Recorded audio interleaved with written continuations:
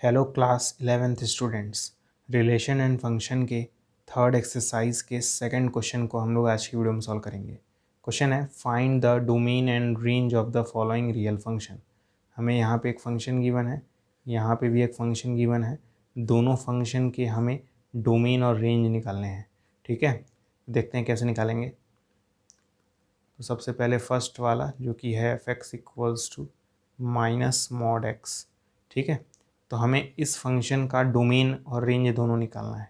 सबसे पहले डोमेन निकालेंगे। ठीक है, सबसे पहले डोमेन निकालेंगे। अब डोमेन मतलब क्या होता है? अगर इस तरह से हमारा फंक्शन दिया हुआ है तो डोमेन मतलब होता है कि इस x की जगह हम लोग कौन कौन से रियल नंबर रख सकते हैं। डोमेन मतलब क्या होता है, इस x की जगह में कौन कौन से रियल नंबर रख सकता हूँ। तो ये तो मॉडुलस फंक्शन है, मॉड है इसका मतलब, और मॉड के आगे माइनस लगा हुआ है। तो इस x के जगह में तो कोई सा भी रियल नंबर रख सकता हूँ, क्या ही दिक्कत हो जाएगी, है ना। इस x के जगह में कोई सा भी रियल नंबर रख सकता हूँ। तो यही डोमेन होता है कि आप इस x की जगह क्या क्या रख सकते हैं। तो मैं कह रहा हूँ मैं तो सारे रियल नंबर रख सकता हूँ, इसलिए जो डोमेन होगा वो रियल नंबर होगा। आप इस x की जगह 1 रख सकते हैं, 2 रख सकते हैं, 1.1 रख सकते हैं, √2 रख सकते हैं, -3 रख सकते हैं। इस x की जगह कुछ भी रख सकते हैं, कोई दिक्कत नहीं आएगी। ठीक है, दिक्कत इसमें आएगी क्योंकि इसमें आप x की जगह कुछ भी नहीं रख सकते हैं, वो अभी मैं बताऊंगा कैसे।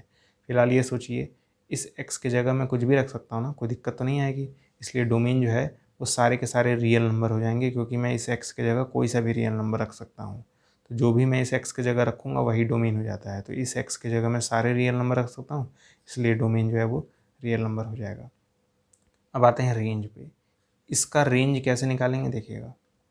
रेंज मतलब होता है कि y की एफ एक्स की वैल्यू क्या क्या आएगी। एफ एक्स की वैल्यू क्या क्या आएगी जब आप इस x की जगह नंबर्स रखेंगे तो उसको निकालने का तरीका होता है कि कुछ इनइक्वालिटी याद कर लिया जाए। ठीक है, एफ एक्स की वैल्यू क्या क्या आ सकती है, ये कैसे निकालेंगे देखिएगा। मैं लिखूँगा वी नो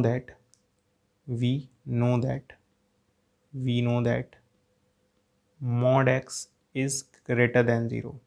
ये हमें पता है कि जो मॉडुलस होता है वो जीरो से बड़ा होता है, या फिर जीरो के इक्वल भी हो सकता है, greater than equal to zero. जो मॉडुलस फंक्शन होता है वो जीरो से बड़ा या उसके इक्वल होता है, आपको ये बात पता है।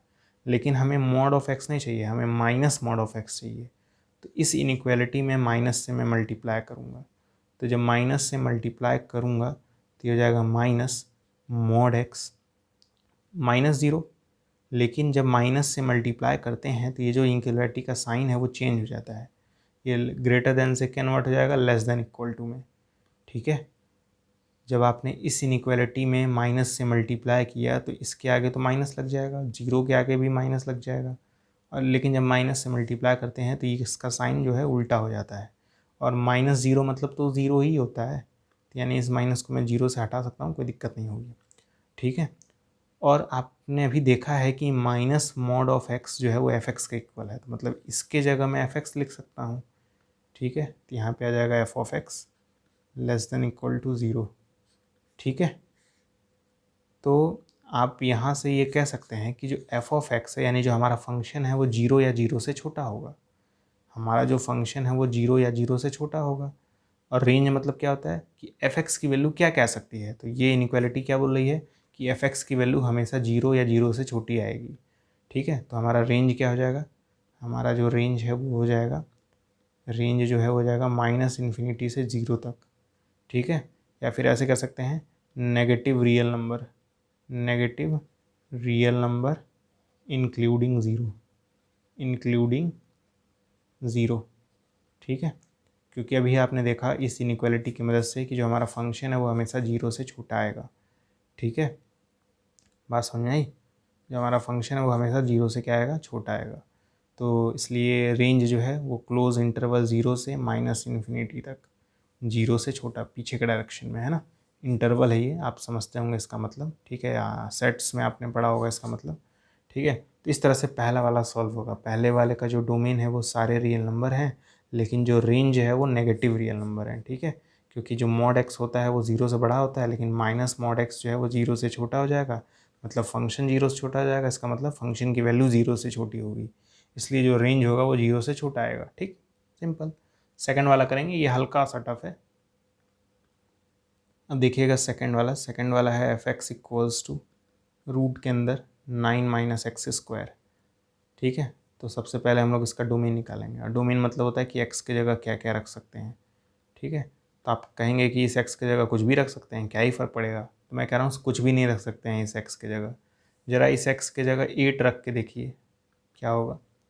अगर आप इस एक्स की जगह 8 रखेंगे तो जगह 9 माइनस 8 का स्क्वायर विच इज़ 9 माइनस 64। 9 में से 64 घटाएंगे तो जाएगा अंडर रूट के अंदर -55, और रूट के अंदर जो है वो माइनस नहीं आ सकता है। ठीक है, रूट के अंदर माइनस नहीं आ सकता है, तो यानी हम लोग इस एक्स की जगह कुछ भी नहीं रख सकते हैं। तो देखेंगे क्या क्या रख सकते हैं, वही हमारा क्या हो जाएगा, डोमेन हो जाएगा। तो इसके लिए भी एक इनइक्वालिटी पता होनी चाहिए कि ये जो रूट के अंदर वाली चीज़ें होती हैं वो हमेशा 0 से बड़ी होनी चाहिए या उसके इक्वल होनी चाहिए। इसका मतलब 9 है माइनस एक्स स्क्वायर जो है ये हमेशा ग्रेटर दैन इक्वल टू 0 होना चाहिए। ये जो रूट के अंदर चीज़ लिखी हुई है वो हमेशा 0 से बड़ी होनी चाहिए, तभी एक्स की वैल्यू मिलेगी। ठीक है, रूट के अंदर ये जो चीज़ लिखा हुआ है वो हमेशा 0 से बड़ा या उसके इक्वल होना चाहिए।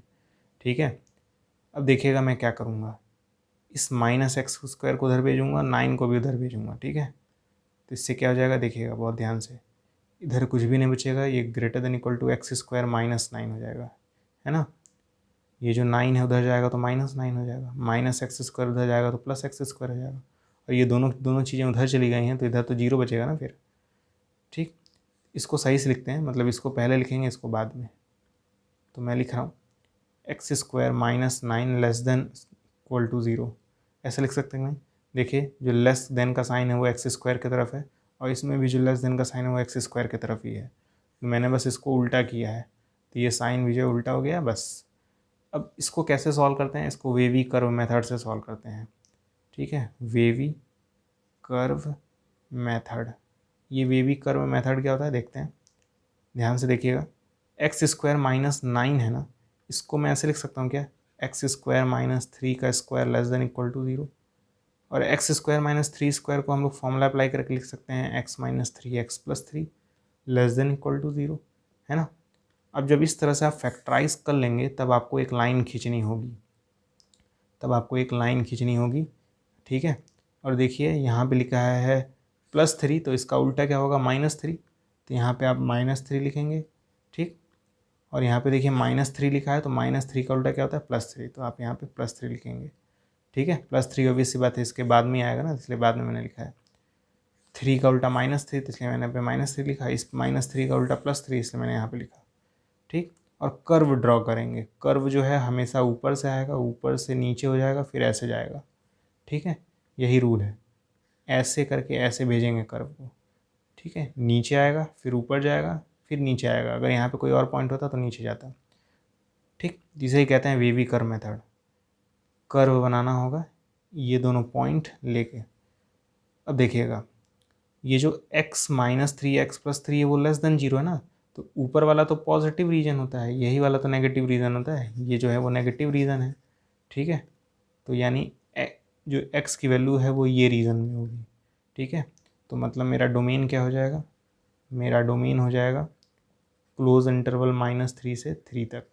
ठीक है, अरे भाई नेगेटिव तो बस यही वाला रीज़न है ना, -3 से 3 तक, -3 से 3 तक। क्लोज इंटरवल क्यों लगा है, क्लोज इंटरवल इसलिए लगा है क्योंकि यहाँ पे नीचे लेस देन इक्वल टू है, तो जब इक्वल टू का साइन होता है तो क्लोज इंटरवल लगता है, अगर यहाँ पे इक्वल का साइन नहीं होता तो ओपन इंटरवल लगता है। इस तरह से डोमेन निकालना होगा। ये जो अंदर वाली चीज़ है वो 0 से बड़ी होगी, उसको सॉल्व करके मैंने ये बना लिया, फिर मैंने इसको फैक्टराइज करके ये बना लिया, फिर यहाँ पे -3 था तो यहाँ पे +3 लिख दिया, यहाँ पे +3 था तो यहाँ पे -3 लिख दिया, फिर ऊपर से कर्व लाएंगे नीचे, जैसे ही सेकंड वाले पॉइंट पे पहुँचेंगे फिर ऊपर पहुँच जाएगा। लेकिन हमें लेस देन 0 लेना था, मतलब नेगेटिव रीज़न यही है, और इस रीज़न में -3 से 3 तक हमारा आंसर होगा, तो -3 से 3 तक। ठीक है, और क्लोज इंटरवल इसलिए लगाएंगे क्योंकि यहाँ पे लेस देन इक्वल टू का साइन है। ठीक है,